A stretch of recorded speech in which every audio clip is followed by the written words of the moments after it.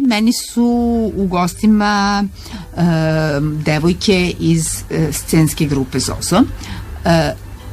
Vi pravite predstave i iza predstave, znate kako je to, i o tome svemu danas pričamo, ali idete i u pozorište, ili tako?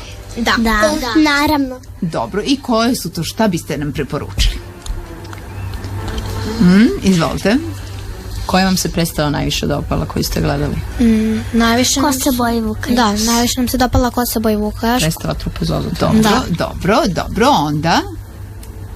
Pa idemo često, minimum jednom mesečno sa našom nastavnicom u pozorište. A vi to idete grupno? Da, grupno idemo. Ili naša nastavnica nastupa, pa gledamo njenu predstavu. Da. I to I se ocenjujemo. događa. Dobro, vaša nastavnica je Ružica, ili tako? Da. Dobro. Da. I ocenjujete, kako posle ocenjujete Ružicu? Pa ona nas pita da li nam se svidelo, da li imamo neke zamerke, da li imamo neke pohvale ili tako, i onda mi to sve kažemo i, na primjer, kažemo ocenu od 1 do 5.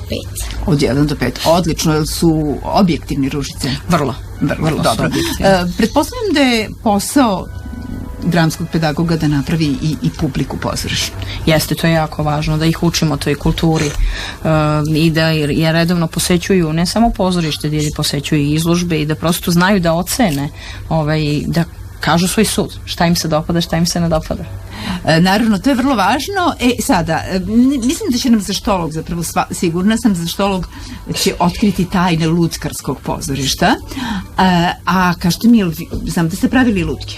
Da, i na jednom času smo donali neke varljače, neke perike i neke haljine od barbika. Neke vunice, neke perlice. Onda smo napravili naše lutke i onda smo imali malu predstavu. I predstavu s vašim sopstvenim lutkama? Pa da, i onda smo naše tekstove izvodili kao naše lutke koje smo napravili. Kao da smo to mi, u stvari. Znači, vi ste pisali i tekstove?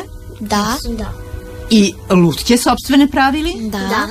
I režirali? Da. A devojke, vi ste potpuno onako jedna pozorišna grupa kompletna.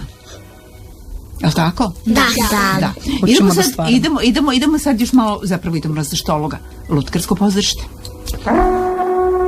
Zašto? Kako? Zbog čega? Kada? Zašto? Ništa mi nije jasno.